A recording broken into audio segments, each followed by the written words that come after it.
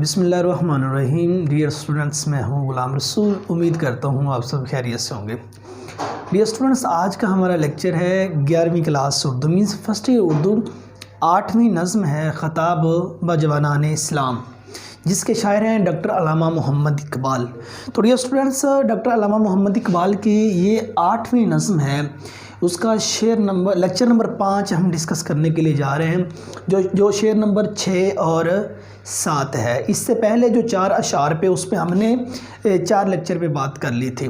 تو dear students, اگر ہم چھٹے شعر پہ پہلے 5 اشعار پہ ہم نے بات کر لی تھی، تو چھٹے شعر پہ ہم بات کرنے جا رہے ہیں۔ تو ڈیئر اسٹوڈنٹس دیکھیے کہ اقبال کہتے ہیں کہ اگر چاہوں تو نقشہ کھینچ کر الفاظ میں رکھ دوں، مگر تیرے تخیل سے فزوں تر ہے وہ نظارہ۔ اگر چاہوں تو نقشہ کھینچ کر الفاظ میں رکھ دوں، کہتے ہیں اگر میں چاہوں تو میں وہ تیرے آباء و اجداد کی جو عظمت ہے، تیرے آباء و اجداد کی جو ترقی ہے، تیرے آباء و اجداد کا جو دور ہے، اس کی ایک تصویر بنا کر الفاظ کی صورت میں تیرے سامنے رکھ دوں، لیکن مگر تیرے تخیل سے فزوں تر ہے نظارہ، وہ نظارہ، لیکن تیری سوچ کے پرندے کی وہاں تک پرواز ہی نہیں ہوتی، تیری سوچ وہاں تک پہنچتی نہیں، تیرے خیال کی وہاں تک رسائی ہے ہی نہیں۔ کہ مینز اگر میں چاہوں تو میں الفاظ کی صورت میں وہ نقشہ کھینچ کر تیرے سامنے رکھ دوں، لیکن افسوس اس بات پہ اے نوجوان مسلم کہ تیری سوچ کا پرندہ وہاں تک پرواز کرتا ہی نہیں ہے۔ آپ اس کا ایک اور حوالے سے مفہوم دیکھیے کہ اے نوجوان مسلم، اگر میں چاہوں تو مسلمان قوم کی عظمت کا نقشہ الفاظ کی صورت میں کھینچ کر رکھ سکتا ہوں، لیکن وہ منظر تیری سوچوں سے اس قدر بڑھ جائے گا کہ تو اس منظر کی تاب نہ لا سکے گا۔ تو عزیز طلبہ دیکھیے کہ اس میں اقبال نے مضمون کون سا لیا ہے۔ اقبال آج کل کے نوجوان مسلم سے خطاب کرتے ہیں ہمارے آباء و اجداد کا جو شاندار ماضی تھا اس کے بارے میں۔ مینز ہمارے آباء و اجداد کا شاندار ماضی دیکھ لیا جائے کہ ہمارے آباء و اجداد نے زندگی کیسے گزاری ہے۔ وہ 313 ہو کر وہ ہزاروں کے ساتھ جنگ لڑ جاتے تھے، وہ پیٹ پہ پتھر باندھ کر خندقیں کھودا کرتے تھے، وہ کسی کے سامنے ہاتھ نہیں پھیلایا کرتے تھے کہ ایک امیر شخص بھی ان کو کچھ دیتے ہوئے ڈرتا تھا اس بات پہ کہیں ان کی دل آزاری کرنے پہ اس کو کل کو کوئی سزا نہ بھگتنی پڑ جائے۔ وہ ہمارے آباء و اجداد تھے جنہوں نے کشتیاں جلا دی تھیں، وہ ہمارے آباء و اجداد تھے جنہوں نے 17 سال کی عمر میں سندھ کو فتح کیا تھا، وہ ہمارے آباء و اجداد تھے جنہوں نے سومناگ کے مندر توڑے تھے، وہ ہمارے آباء و اجداد تھے جنہوں نے صلیبی جنگیں لڑی تھیں۔ کہتے میں چاہوں تو میں وہ نقشہ کھینچ کر تیرے الفاظ کی صورت میں تیرے سامنے رکھ دوں، لیکن تیری سوچ کا پرندہ وہاں تک پرواز نہیں کر سکتا۔ ہمارے آباء و اجداد کا جو شاندار ماضی ہے نا، اس کے بارے میں اقبال نے پہلی بات تو یہ کی ہے۔ لیکن دوسرے نمبر پہ اب دیکھیے مسلمانوں کے زوال کی داستان ہے۔ اب مسلمانوں کے زوال کی داستان کیا ہے کہ مگر تیرے تخیل سے فزوں تر ہے وہ نظارہ، تیری سوچ کا پرندہ وہاں تک پرواز نہیں کرتا۔ ریزن ڈیٹ تیری سوچ محدود رہ گئی ہے، تو نے خواہشات کا لبادہ پہن لیا، خواہشات کے پیچھے تو پڑ گیا ہے، لیکن وہ جو اصل چیز جو تیرے کام کی تھی اس چیز تک تو مسلمان نہیں پہنچا۔ وہ ساری کی ساری چیزیں اس میں بیان کی گئی۔ ہمارے زوال کی داستانیں دیکھ لیں، ہم اپنی ذات سے کہیں باہر نکل نہیں رہے، صرف اپنی ذات کا سوچنے پہ لگے ہوئے ہیں۔ جہاں ہمیں مفاد نظر آتا ہے ہم اس جگہ پر اپنے گھٹنے ٹیک لیتے ہیں، ہم وہاں سر جھکا لیتے ہیں، ہم وہاں بیٹھ جاتے ہیں، ہم وہاں مانگنا شروع کر دیتے ہیں۔ ہماری سوچ یہاں تک آ گئی ہے، ہماری سوچ گر گئی ہے۔ ہمارے آباء و اجداد تو مفلسی کے وقت بھی کسی کے سامنے ہاتھ نہیں پھیلایا کرتے تھے، لیکن ہم ایک وقت کا ہوتے ہوئے دوسروں کے سامنے ہاتھ پھیلا رہے ہیں۔ ہم نے خواہشات کا لباس، خواہشات کا جب لباس اوڑھ لیا ہے، جب خواہشات کے ہم غلام ہو گئے تو اس کا طریقہ کار پھر دیکھ لیں، ہم ہمیشہ سے مطلب کہ رسوائی اور ذلت کے در پہ ہیں۔ تو آپ دیکھیے اس میں کہ تیسرے نمبر پہ مولانا رومی کی ایک حکایت دیکھیے کہ مولانا رومی فرماتے ہیں کہ ایک عورت کا ایک جگہ سے گزر ہوا، اور وہ جگہ جہاں سے گزر ہوا شیر کی کچار کے پاس سے وہ گزری۔ وہاں انہوں نے کیا دیکھا کہ شیرنی نے ایک بچہ دیا جس نے ابھی تک آنکھیں نہیں کھولی، اور وہاں شیر اور شیرنی دونوں کچار میں موجود نہیں ہے۔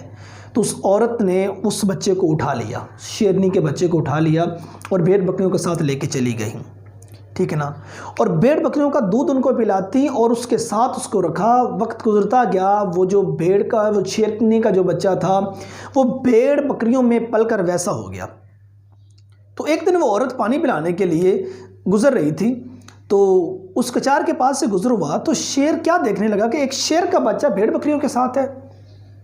تو شیر نے اس بچے کو پکڑنا چاہا، تو لیکن وہ بھیڑ بکریاں ڈری، وہ بھی ان کے ساتھ وہ بھاگی، اور وہ شیرنی کا جو شیر کا بچہ تھا وہ بھی ان کے ساتھ بھاگا۔ لیکن جب وہ ان کے ساتھ بھاگا تو شیر نے اس کو جا کے پکڑ لیا، اور بھیڑ بکریوں جیسے وہ آوازیں بھی نکالنا۔ شیر نے کہا تو ہماری نسل سے ہے، تو ہماری اولاد ہے، کل نہیں تو ہمیں کھا جائے گا۔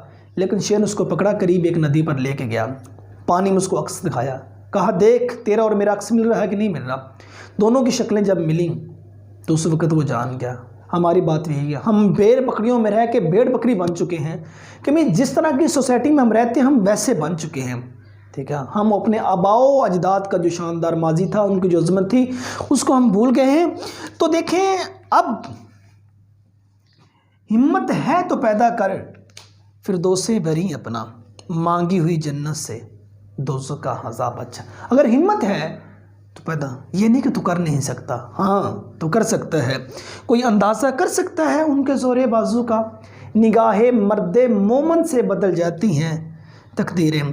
لیکن آج امت کا حال دیکھیے، امت کا حال کیا ہے کہ ہاتھ بے زور ہیں، الحاد سے دل خوگر ہیں، امتی باعث رسوائی پیغمبر ہیں، بت شکن اٹھ گئے باقی، جو رہے بت گر ہیں، تھا براہیم پدر اور پسر آذر ہیں۔ باپ کا علم نہ بیٹے کو ہو، اگر باپ کا علم نہ بیٹے کو اگر ازبر ہو، تو پھر پسر وارث میراث سے پدر کیوں کر ہو۔ تو ڈیئر اسٹوڈنٹس، نیکسٹ شعر پہ چلتے ہیں۔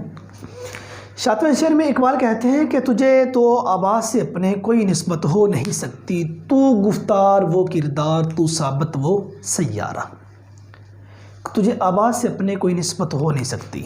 آبا مینس آبا و اجداد، کوئی نسبت مینس تعلق، کہ تجھے اپنے آبا و اجداد سے کوئی تعلق نہیں ہو سکتا۔ کیوں؟ کہ تو گفتار باتونی، باتوں کے حد تک صرف باتیں بنانے والا، تو گفتار وہ کردار مینس کچھ کر کے دکھانے والے، تو ثابت جمع ہوا، ٹھہرا ہوا، مردہ ڈیڈ، وہ سیارہ حرکت کرنے والے، محنت کرنے والے، کوشش کرنے والے۔ کہ اے نوجوان مسلم، تجھے اپنے آباء و اجداد سے کوئی تعلق نہیں ہو سکتا، تو صرف باتیں کرنا جانتا ہے، وہ کر کے دکھانے والے تھے، تو ایک جگہ پہ ٹھہرا ہوا، وہ مسلسل محنت کرنے والے تھے۔ کہ دیکھیے اے نوجوان مسلم، اپنے آباء و اجداد سے تجھے کوئی تعلق نہیں، کیونکہ وہ کچھ کر گزرنے کا جذبہ رکھتے تھے، اور تو صرف باتونی ہے، وہ مسلسل کوشش و حرکت میں رہتے تھے، تو کاہل، سست اور کام چور ہے۔ دیکھیں یہ اسٹوڈنٹس، آج کے مسلمان کا اس میں حال بیان کیا گیا ہے۔ آج کے مسلمان کا ان کے جو آباء و اجداد تھے ان کے ساتھ کمپیریزن کیا گیا ہے، موازنہ کیا گیا، مینس ہمارے ماضی کا ہمارے حال کے ساتھ کمپیریزن کیا گیا ہے، مینس ہمارے آباء و اجداد کا آج کل کی جو ینگ جنریشن ہے، آج کل کا جو نوجوان طبقہ ہے، ان کے ساتھ موازنہ کیا گیا۔ اقبال کیا موازنہ کرتے ہیں، آج کے مسلمان کا حال کیسے بیان کرتے ہیں کہ آج کا مسلمان غافل اور جاہل ہے، اور آج کا مسلمان بے عمل اور سست ہے۔ آج کا مسلمان دوسروں پر انحصار کرتا ہے، کچھ خود کرنے کا نہیں کرتا، اور آج کا جو مسلمان ہے وہ صرف خیالی پلاؤ بنانے پہ لگا ہوا ہے، کچھ کار گزرنے کا نہیں ہے، کچھ کرتا نہیں ہے، صرف ذہنی حد تک سوچتا رہتا ہے۔ لیکن اس کے آباء و اجداد تو بھی کچھ کر کے دکھانے والے تھے۔ اور اس کے بعد دیکھیے قرآن پاک میں رب کریم نے یہ ارشاد فرمایا کہ انسان کے لیے وہی ہے جس کی وہ کوشش کرتا ہے، انسان کو وہی ملتا ہے، وہ اچھے کی کوشش کرے گا تو اس کو اچھا ملے گا، وہ برے کی کوشش کرے گا اس کو برا ملے گا۔ اگر وہ ہاتھ پہ ہاتھ رکھ کر بیٹھ جائے گا انسان کو کچھ نہیں ملے گا۔ ان کے آباء و اجداد کا اور آج کے نوجوان کا کمپیریزن کیا گیا۔ ان کے آباء و اجداد، آج کا جوان صرف باتیں بنانے والا ہے، میں یہ کر دوں گا وہ کر دوں گا، لیکن کچھ کرنے کا جذبہ نہیں رکھتا۔ کہا جاتا ہے کہ محنت اتنی خاموشی سے کرو کہ تمہاری کامیابی شور میں جا دے، یہ ان کے ہمارے آباء و اجداد ایسے کرتے تھے. ان کی محنت اتنی خاموشی سے تھی کہ ان کی کامیابی شور مچا دیتی تھی. ہم پہلے شور مچاتے ہیں لیکن بعد میں محنت نہیں کر سکتے.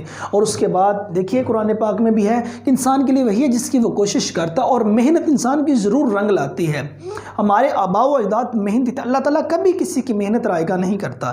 جس انسان نے جتنی محنت کی ہے وہ اس قدر آگے نکل گیا. اس کے لیے کوئی شرط نہیں رکھی کہ مسلمان ہونا ہی ضروری ہے. اللہ نے جتنے بھی پیدا کیے سارے آدم علیہ السلام کی اولاد ہیں، ٹھیک ہے نا. اور جس نے جتنی محنت کی، اگر ہم آج بات کریں کہ دیگر کنٹریز کے لوگ جو آگے نکل گئے، فارن کنٹری کے لوگ آگے نکل گئے، غیر مسلم آگے نکل گئے، بھی محنت کے بل بوتے پہ ہر شخص آگے نکلا ہے. ہمارے آباء و اجداد نے محنت کے بل بوتے پہ اپنی عظمت کا، اپنی ترقی کا، اپنی سچائی کا جو سکہ ہے وہ جمایا ہے. لیکن آج کا نوجوان ایسا نہیں کر رہا. وہ سستا ہے، کاہل ہے، اور دوسروں پر ڈیپینڈ کرتا ہے، دوسروں پر انحصار اس کا ہے. تو دیکھیے اقبال کے چند اشعار کے تھے تو وہ آباد تو ہمارے ہی، مگر تم کیا ہو ہاتھ پر ہاتھ دھرے منتظر فردا ہو. خدا تجھے کسی طوفان سے آشنا کر دے کہ تیرے بحر کی موجوں میں اضطراب نہیں. تجھے کتاب سے ممکن نہیں فراق کہ تو کتاب خواں ہے مگر صاحب کتاب نہیں. اور دیکھیں ہمارے آباء و اجداد کہ شان آنکھوں میں نہ جچتی تھی جہاں داروں کی، کلمہ پڑھتے تھے ہم چھاؤں میں تلواروں کی.